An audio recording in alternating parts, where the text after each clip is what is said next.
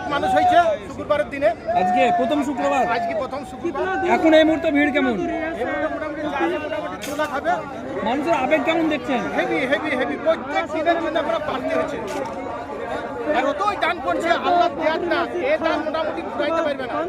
আল্লাহ যাকে দিবে তাকে কোনোদিন কেউ আটকাইতে পারবে না। মমতা বলছে একে সাসপেন্ড করতে, মসজিদটা বানাইতে পারবে না। আল্লাহ বলেছে তুমি সাসপেন্ড করতে, তার দায়িত্ব আমি আছি। এমন দান হচ্ছে, মসজিদ করি, জায়গা কিনি, টাকা লেগেছে। আর কি মসজিদ করতে বাধা থাকবে কোনো মনে হচ্ছে? কোনো জায়গায় বাধা নাই, সুপ্রিম কোর্ট থেকে আপনার অর্ডার হয়ে গেছে। যারা বিরোধী কি বলবেন? তারা বিরোধী করে কিছু পয়সা করতে পারবে না। অনেক মৌলবি সাহেবরা করছে, মুসলিমের সাথে পয়সা না, অনেক সংগঠন হুমকি দিয়েছে যে করতে দিব না। কোনো ব্যাপারই না ওটা।